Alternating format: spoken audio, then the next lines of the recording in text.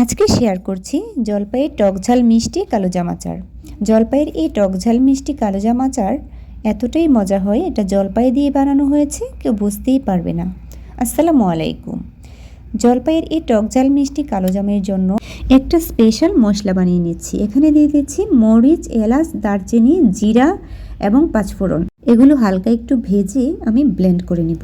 তারপর একটি কড়াইতে দিয়ে দিলাম 1 কাপ পরিমাণ সরিষার তেল এবং দিয়ে দিচ্ছি তেজপাতা, এলাচ এবং দারচিনি। এগুলো একটু ভালোভাবে ভেজে নিয়ে আগে থেকে সিদ্ধ করে রাখা জলপাইয়ের পেস্ট দিয়ে দিব।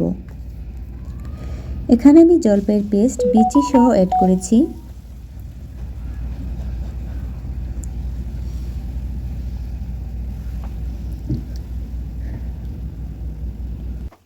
এগুলো ভালোভাবে নেড়েচেড়ে মিশিয়ে নিচ্ছি।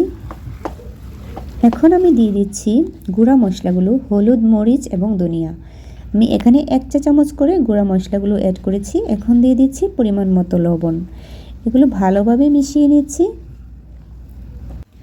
এ পর্যায়ে যে মশলাগুলো আমি ব্লেন্ড করে নিয়েছিলাম সেখান থেকে 3 টেবিল চামচ মশলা দিয়ে দিচ্ছি।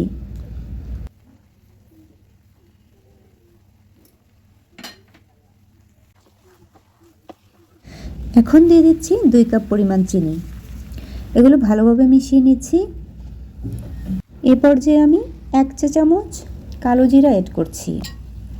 এ পর্যায়ে যে মশলাটা আমি ব্লেন্ড করে রেখেছিলাম সেখান থেকে আরও 2 টেবিল চামচ মশলা অ্যাড করছি।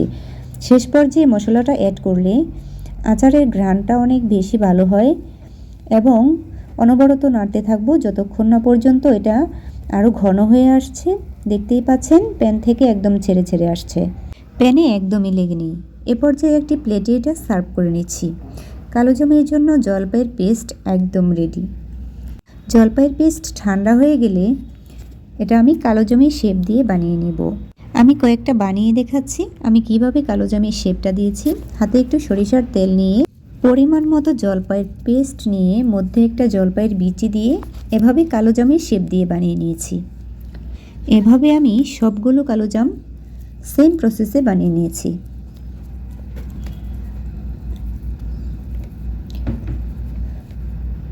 আপনারাও বাসায় ট্রাই করতে পারেন। যাদের কাছে রেসিপিটি ভালো লেগেছে কমেন্টস করে জানাতে ভুলবেন না। যারা এতক্ষণ সাথে ছিলেন সবাইকে অসংখ্য ধন্যবাদ জানিয়ে বিদায় নিচ্ছি। আল্লাহ হাফেজ।